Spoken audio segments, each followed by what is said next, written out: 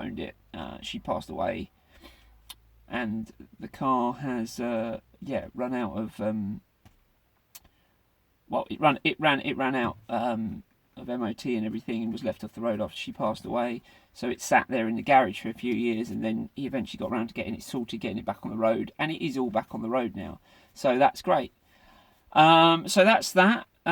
So yes, so this Project Rover is getting sorted, getting put back on the road. Going to have all these bits and pieces done to it, and then we'll go from there basically. And I'm basically restoring it back to original. So it is near enough original, but there's just these little bits that get forgotten about, that people don't think about, that need doing, and it just needs TLC, a few little bits doing to it. I mean, there's classic. It's all original paint. It's never had any paint in its life.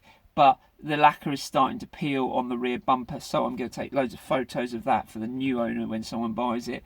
And I will have it all redone, obviously, but then they'll have photos to see that it wasn't accident damage, that I've had it repainted. It's been done because it's got a bit of lacquer peel on it, you know.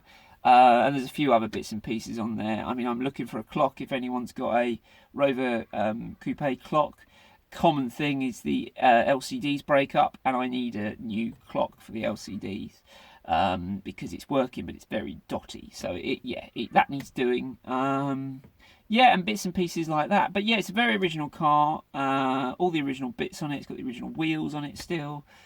It came with another set of wheels, which are for sale, but don't worry about that. Anyway, so it came with another set of Rover wheels, which they're lovely wheels, they're great, but I am a purist for the originality on things, so I put the original wheels back on it. So yeah, that's looking great, and that's going to get finished off soonish, hopefully.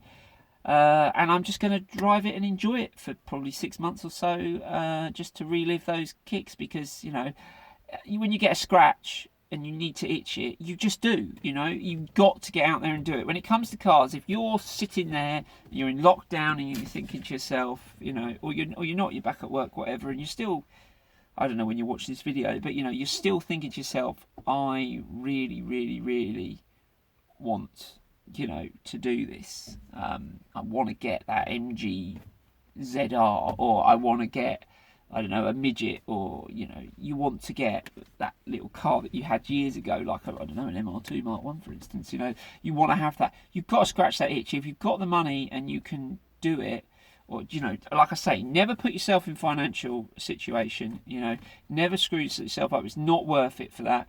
Only do it if you have got the money available to do it. But get out there and enjoy it. And like I say, if you can, buy something that at least you're going to sell for what you paid for it, worst case scenario. So you've lost nothing. You've basically had a free car for a year or 6 months or 2 years or whatever, and all you've done is made money. Or got your money back at least. So all you've had to do is spend out on the usual things that you'd spend out on a car that you were running anyway, so there's no money lost there. Anyway, so it might be about Project Rover Coupe instead. I'm having people messaging me regularly about, will you do one on the MR2 please, because we really want to see this car out in the road and see you driving and everything. That is in the pipeline. I've done a few bits and pieces of it, but I really need to get it out and give it a good run and bits and pieces. I've done some repairs on it because I had throttle body issue. Well, not throttle body issue. I had to replace all the airbox system because it was missing. So it had a stupid induction kit on it, which came off straight away, and it's had all the original airbox fitted back to it. So it's original again, standard car. So yeah, there's bits and pieces like that. I just want to keep them original. Like I said on a video, which you haven't seen, so I can say it again anyway. With airboxes, if you've got an induction kit on your car, or you're fitting an induction kit to your car, make sure you give it a cold air feed. And if you're going to do it on an MR2, don't take all the cold air feed system out and assume it can live off the air in the engine bay. It can live off the air in the engine bay when it's idling. Fine. There's fresh air there. You've got the bonnet open, you're tuning it, it's fine. You start driving it, and all it's doing is taking hot air. There's no cold air getting in there apart from what's coming underneath the car every so often, and that isn't much. So you're not getting much to breathe at the back. So you're just taking this hot air, and hot air is not as combustible, obviously, as low dense air. So that's what you really want, which is why you want a nice cold air feed. It massively improves the performance. And yeah, just the way the car picks up and runs in general, and better on fuel and stuff like that. So yeah, that's what I would say. If you're going to fit an induction kit, you've got a nice Fiesta or, you know, whatever you've got, you want to go, yeah, I want to boil this up a bit and put an induction kit on it. Great, fit an induction kit, but either keep the original cold air feed or install a new cold air feed system with it. Always give it cold air, because those cars don't like it, you know. And I'll be honest with you, if you've got a modern car, most ECU systems don't like you changing from an airbox to an induction kit without modification and mapping and stuff, because they just can't cope. It doesn't want to work like that. It's got an airflow mass sensor and it's not happy about it at all, and it goes absolutely mad. So my advice to you there is buy an induction kit. Sorry, not an induction kit. A performance panel filter, something like a K&N one or something like that. Other makes are available, obviously. I tend to use K&N myself because I actually really love them. They've got a nice sound with them too. So yeah, do something like that. It won't sound as throaty as an induction kit, and you won't get that enforced sucking noise that people like, but it will still run well, performance will be better, and we proved this many years ago where my friend had the same car as another mate, and one of them fitted a massive induction kit to it, which, I mean, it made Darth Vader's helmet look small, to be honest with you. It was humongous, and the car performance, it sounded dirty, as it were, you know, really throaty car. It sounded like it had tons of performance. And then we had a standard car, but with a performance air filter on it, and off the line, the performance air filter one went, and this induction kit it struggled to go anywhere. It was going and it sounded fast, but it wasn't really going that quick. And that's the thing with these induction kits, you know, they look good, they sound good, but they're not really as performancey as possible. So yeah, that's what I'd say about that. So anyway, that's the video stuff. We digress again, as per usual. Paul K has said, how long have you owned your Lotus? And he has a 1995 Lotus Esprit S4. Well, it's come up to 10 years now I've owned it. I bought it as a project runner, as they call it. So it had an MOT, it was running, still passed its MOT and everything, but it just needed tidying up. Another car that needed tidying up. I seem to be a sucker for these tidying up cars. But yeah, it needed bits and pieces doing to it, but it was a way of getting into a car, because I looked at getting a good example, and they were big money, and I couldn't find one that I was going to be happy with. So I had to do the opposite and buy one as good as I could, with a good running engine and all those bits and an MOT, but then something I could work on while driving. And it's taken 10 years, but you've probably seen the photos. My car's getting to a stage where I'm happy with it now. It takes a long time to get to that stage when it's a driving car and you're using it, but that's the beauty of my car. I've owned it 10 years. It's been off the road for no more than about 3 months in its lifetime since I've owned it. So that's the good thing about it. But there is a bad side to it, which is you probably don't do as much work on it as you need to when you need to at first. So, you know, you'll put off doing that interior replacement because you'll go, once I've got the seats out, I can't drive the car. And I want to go to a car show in 2 weeks' time or something. Or I really want to take it out next weekend with my boy or with my wife or with, you know, your partner, whatever. You know, those things. So you do put things off because of it. And that's another problem. So yeah, there's different things, how you want to do it. Maybe I need to do a video on that about, you know, what's best. Is it better to do a rolling restoration, or is it better to do a restoration, you know, without moving the car, leaving it in the garage until you finish to get it out? I'm not sure. Your decision's there. Anyway, so that was Paul K. Right, which car have you sold and regretted? Doug H. That one there, the Toyota Celica GT4 ST205. Oh my God, what an idiot. I had to sell it. I've sold it twice. I've owned it twice. That's how much I love that car. I owned it originally as a standard car, completely standard, no modifications at all, apart from some disgusting red wheels. I'll put a picture up on that on Instagram because that's an interesting look. It looked like Mr. T's other car, to be honest with you. It looked like a sports car. But yeah, it had red wheels. It was an interesting looking car. But yeah, nice car that was. Very standard. Managed to get the original wheels off the owner, so that was great. I rung up the previous owner and he still had them in his garage and said, yeah, come round and buy them. So went and got them. It wasn't too far away, which was lucky. And yeah, put the original wheels back on it, drove it around for a couple of years, loved it. And then I looked at buying a house with my partner at the time, and sold it, put the money in the bank.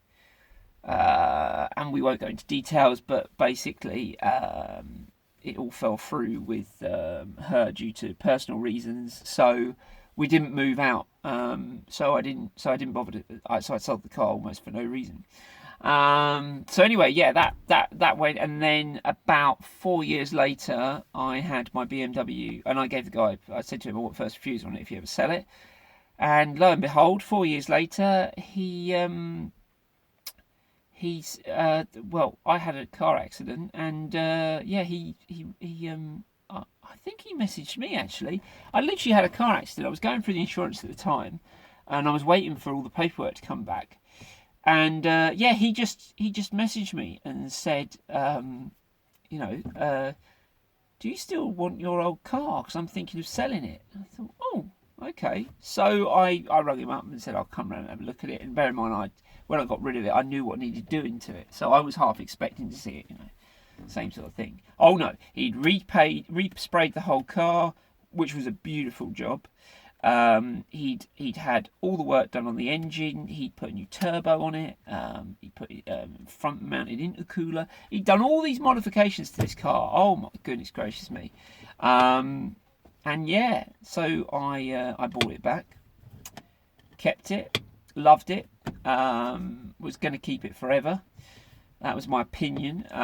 Did end up buying my Lotus, and I had the two for quite a while. And then my boy, we were having a family, me and my ex, and yeah, we were having a kid, and he was on the way, and you know, we discussed it, and she basically said, and I agreed at the time, that yeah, it's probably not a safer car to put my son in, so I should probably sell it, and you know, we should buy our family car and sensible and all that stuff.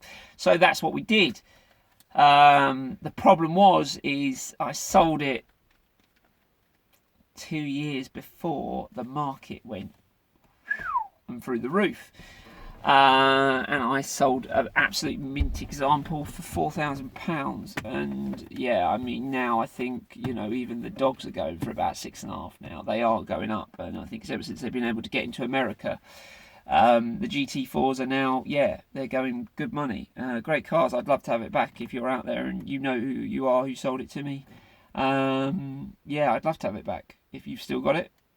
I'm not paying £6,000 for it though, because I know what I sold it to you for. So I'd like some kind of deal back on that too, because you got a bargain of a car.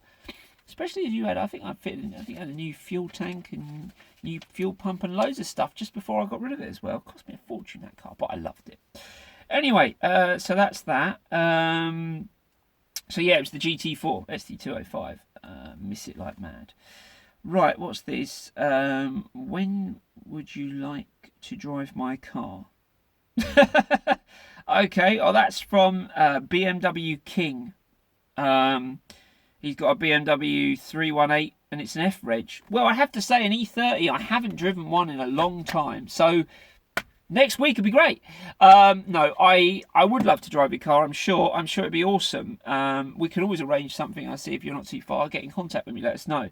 But what I will say is, at the moment, obviously with the lockdown things, we're not allowed to be sharing cars, and we can't be within 1 metre of each other. So I don't think there's any way that we're going to get in that car together, are we, for the time being? But you know, we'll see where things go. I'll keep your details anyway, mate. And I think we'll wrap it up with Mark P. 4 Rovers, have you not learnt your lesson? No, I haven't. I really haven't. They've all been, no, apart from one, they've all been K-Series engines, and I've loved them all. I've all had to do head gaskets on every single one, and touch wood, there is none in the MR2, is there? So I use my head. I haven't had to do the K-Series, I haven't had to do a head gasket on this new one so far. But I don't think I will, because, oh God, I really am saying stupid things now, aren't I? I've looked through the paperwork and it had a very expensive Kevlar head gasket fitted. And as long as you change your coolant yearly, those head gaskets tend to go on for good now, because if you really look after them, don't let the engines get too hot. Like I say, change your coolant regularly, because that tends to rot the head gaskets if you've got a standard head gasket on it. Kevlar ones are good. I had one put on at 30,000 on an old car years ago, and I did it to get all the way up to about 70,000 miles, and it went fine. There was no problems with it then. When I say I took it up 75,000 miles, that's when I sold the car. It wasn't a case that 75,000 miles later they didn't need a head gasket. It didn't. So yeah, that's one of the things I would say is I haven't learned my lesson in a way. No, the K-Series is a good engine, I think, personally. I think the head gasket was a weak thing, but they have fixed it. They've done better. Rover really developed it near the end of its life. And, you know, in the MG ZRs and the ZTs and the MGF FT? No, what the heck did they call it? The MGF and the MGTF, that's right, yeah, good grief, I knew there was a T there somewhere. Yeah, the MGTF, you know, the final editions of the MGTFs, which I think were called something like the 2000 or 200s or so, I can't remember. But they were nice cars. They really sorted them out with the head gasket issues and stuff. And you know, they did well. They were good cars. They are good engines. You've just got to know to look after one, and don't expect yourself to be able to rag it everywhere. But they do rev to 7,500 RPM. They're good engines. You get a lot of power out of a K-Series, considering. I do think they're still massively underappreciated, the engines and the cars, to be honest with you. And I think the problem is because a lot of people didn't change the coolant, and I think that's also because I don't think Rover themselves knew about coolant changes much, or the other garages who were changing them didn't know coolant needed to be changed so often, and the owners didn't, because I think the book didn't say anything about coolant change until every 5 years when you bought it. So you know, there was a lot of things that were wrong, and we had really poor quality coolants back in the 90s. They weren't that good, let's be honest. Coolant technology's come on a lot. So yeah, there was a lot of things, but yeah, the K-Series is a good engine. But no, the Rovers, I like them. I think there's something about them. And the interiors, they've held up well. I mean, when you see the video of me, when I go around the interior of the car, you know, it's 22 years old, and that interior is in great condition still. In great condition. You know, and that just goes to show how well Rover built them. I think they actually built them all right. You know, the Longbridge thing and being on strike and all that. I mean, that, you know, it was the 70s and everything. The 80s, they produced cars that were half decent. The 90s, they got really good at producing cars. But I think the problem is the customers had all migrated over to, you know, BMWs. And I think it was the fleet market that killed it, really, because, you know, you could have a BMW for the same sort of price as a Rover in the fleet market, and people went, well, I'll have a BMW then. You know, they were happy to drive a 318 rather than a 220 Rover, because it was a BMW. It had more prestige, and I think that was the thing. And the Rovers sort of lost their way a bit because of that. Anyway, we all know about the rise and fall of Rover. If you don't, there's plenty of videos on it on YouTube. Feel free to watch and have a look. So yeah, 4 Rovers. Have I learnt my lesson, Mark P? No, I haven't learnt my lesson. Will I after this one? Probably, because it's been a good 10 years since I had my last one. So yeah, I think it's been 10 years since the last one. So yeah, I probably am learning my lesson slowly but surely. Anyway, right, and the last one, what is your favourite car you've owned? Now that is a tough one, because it is one of the ones I own, I think. It's the one that means the most to me anyway. You know, I've had 10 years, it'd be the Lotus. That's probably my favourite car I've owned. Or is it? Having said that, I loved my first Mark 1 MR2 because they were cheap cars then. And let's be honest, I was young and you didn't care as much for a car when it was cheap. So it did get pushed a bit harder than normal. Let's be honest, yeah, I did push it a bit hard and it was great fun. And I used to love that car because wherever I went, if it was wet, I'd get the back end out and have a bit of fun. And I felt like I was blooming Colin McRae, you know, drifting this car around the corners and stuff, or in Fast and the Furious.